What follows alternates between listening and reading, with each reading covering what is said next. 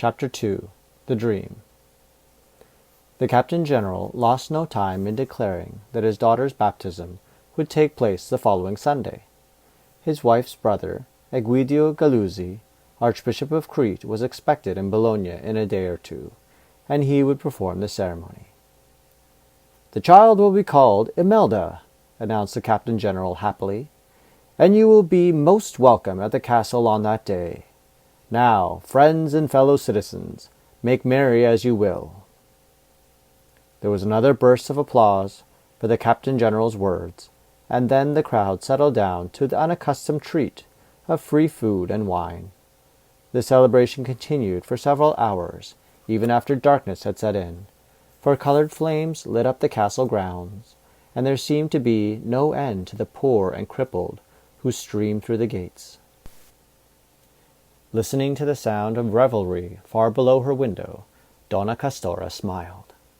"The whole city is celebrating because God has sent me a little girl," she thought.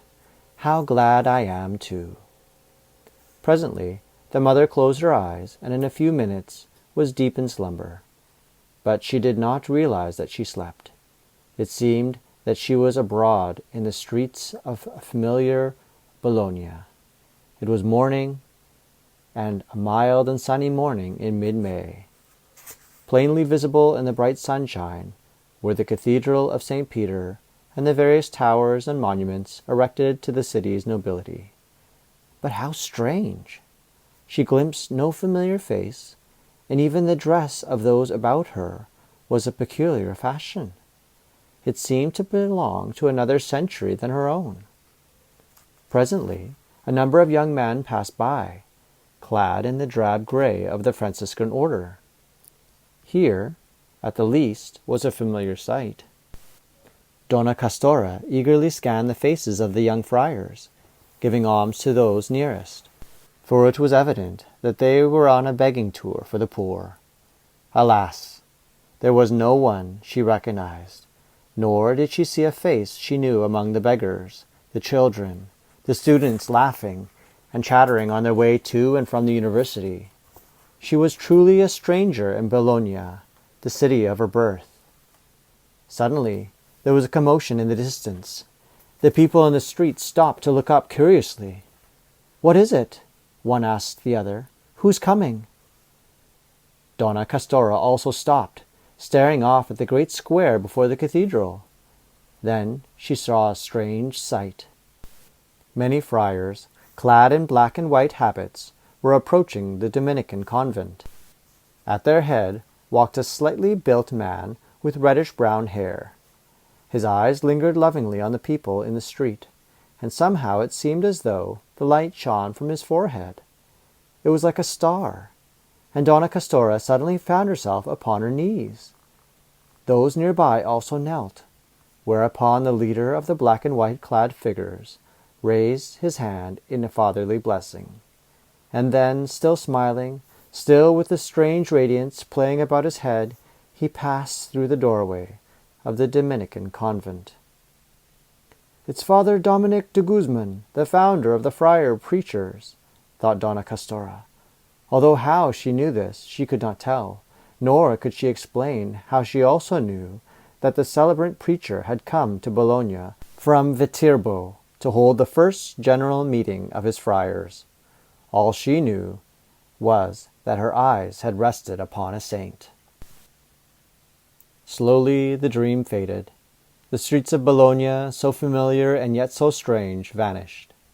Once more Donna Castora found herself gazing at the walls of her room. The courtyard below still rang with the sound of merrymaking, but the women scarcely heard it. Her heart was pounding wildly. What was the meaning of this strange dream? Why had she found herself transported to a spring day in the year 1220, when Dominic de Guzman was in Bologna to hold the first general chapter of his newly founded order? "He looked at me so kindly," she thought. "It was almost as though he gave me a more special blessing than the others." At this point, you can answer question number 2. What was Donna Castora's dream, and what did she feel it meant? continuing with the story. Slowly she reached out a hand and rang a little bell on the table beside her. Immediately a servant woman appeared. "Yes, my lady, you wanted something?" "Yes, Bernice. Will you bring the baby here? I want to look at her again." The serving woman bowed and disappeared, returning presently with the newborn child, wrapped in the softest of white wool. "She's asleep now, my lady, the little dear. But when her eyes are open, they're as blue as the ocean. Ah, but she's a beauty. Somehow I feel great things are in store for this little one." The mother held out her arms. "Imelda," she murmured lovingly, "are great things in store for you?" Time passed, and Bernice looked anxiously at her mistress. "Perhaps I'd better take the child now," she suggested.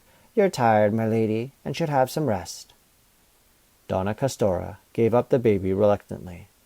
"All right," she said. "I believe I could sleep now." For a moment the serving woman cradled the child in her arms, then cast a doubtful glance at the open window. The crowd in the courtyard below was singing lustily now, the happy folk tunes that everyone knew. More than that, they were beating out the rhythm with their hands and feet. "You can't go to sleep with all that noise, my lady. Shall I send word to the kitchen that it's time for the people to go home?"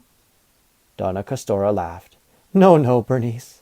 After all, haven't they promised to pray for Imelda, and for her father and mother? Let the poor folk have their fun." The serving woman nodded doubtfully. "Very well, my lady. Good night to you now. I'll see that no harm comes to this precious little one." When the door had shut behind her trusted friend and servant, Donna Castora sighed happily. She was tired. It would be good to sleep. Perhaps she would even dream again of Father Dominic de Guzman. But though she tried to relax, to recapture the smile and the blessing of the saint, it was impossible. 100 thoughts chased one another around her brain. Imelda, Imelda! What would the future bring this newborn child? Was Bernice right? Were her own suspicions right? Did God have some great work for such a little girl to do? "Perhaps she will be a nun," thought Donna Castora. "Maybe some day she will go to St. Agnes's convent here in Bologna and ask for the Dominican habit. What a heavenly place that is, and how many saints have lived there." She was pondering these thoughts and smiling at them too, when a great roar went up from the courtyard below. The happy folk songs had suddenly given place to shouts of welcome, to cheers. Apparently some important person was arriving at the castle gate. Donna Castora became tense. "He's coming," she thought. "God be praised! Guido has come from far earlier than we expected." Quickly her hand found the bell on the table and rang it vigorously. "Bernice!" she called. "Bernice, come here!" At once a door opened and the serving woman appeared. A flickering candle held high above her head. Her face was anxious. "What is it, my lady? What's wrong?" Donna Castora's eyes were bright with excitement. "Nothing's wrong, Bernice. But the Archbishop has come, hasn't he? He's downstairs now." The serving woman was reproachful. "His Grace has arrived, my lady, that is true, but you should be asleep. You promised me an hour ago that you would take some rest." "I know, but I want to see the Archbishop, Bernice. After all, he's my brother, and I've so many things to ask him about Imelda. You see, I had a dream a while ago, a most wonderful dream. It was about St. Dominic. I saw him walking along the street. He blessed all of us who stood watching him, but to me he seemed to give a very special blessing. I think maybe it was because— Oh, Bernice, please go and bring my brother here." The serving woman sighed. "Very well, my lady, I'll give his Grace your message." Egidio Galuzzi, Archbishop of Crete, was weary after his long sea voyage to Venice. The overland trip to Padua, Ferrara, and Bologna had not been easy either. Yet he was as anxious as his sister for a few brief words, and willingly accompanied Bernice to the bedchamber. Here, seated in an elaborately carved chair, his feet resting upon a pillow of red velvet, he listened patiently to the story of the dream. "It does mean something, doesn't it?" Donna Castora asked eagerly. Ah, Guido, you know all about theology. Don't you think God sometimes sends a dream for some special purpose?" The Archbishop smiled. "It has happened," he said. "The wise men were warned in a dream to return to their own countries without visiting Herod a second time. The good Saint Joseph also had a dream wherein he learned that his spouse would be the Mother of God. Yes, Castora, sometimes dreams are heaven sent." "And this one of mine? Guido, don't you think it came for a special reason? Don't you think the good Saint Dominic blessed me as he did because of Imelda? Surely he meant that some day she would be great among his followers." "We must not be rash about these things," said the Archbishop carefully. "Every child born into the world is given the grace to become a saint. Castora, you must teach little Imelda this truth, and help her to use the graces God gives her. When you have done this task well, there will be time enough to decide about your dream." The eyes of the woman rested pleadingly upon her brother as he rose to his feet. "Don't go just yet," she begged softly. "I know you must be tired, Guido, but if you talk a little while, I will be able to fall asleep. That would please Bernice." At this time you should be able to answer the third question.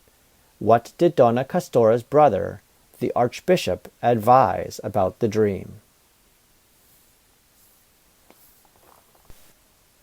And now back to the story.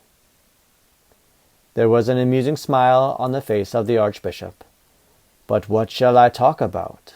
Myself? My trip? Dear sister, such things would be better saved for tomorrow. And remember, I haven't seen my little niece yet." "I know, but talk to me now about St. Dominic. Then you can see the baby." The Archbishop settled himself once more in the carved wooden chair. "This is the year 1322, he began. "St. Dominic has been dead since 1221. He is buried here in Bologna. His friars are known throughout all Europe as preachers and teachers, and I am happy to be numbered among them." "Go on," whispered the woman sleepily. "Tell me about his nuns." St. Dominic's first nuns were 9 French noblewomen. They were converted from heresy by the good man's preaching in 1206. The Bishop of Priul in France gave them a convent there. And from then on, their great aim in life was to pray for the success of Dominic and his friars. In 1219, Dominic founded a second convent in Madrid, and a few months later, he arrived in Rome to attract more women to the religious life. Presently, the Archbishop paused and glanced at his sister. Heaven be praised, Castora had fallen asleep at last.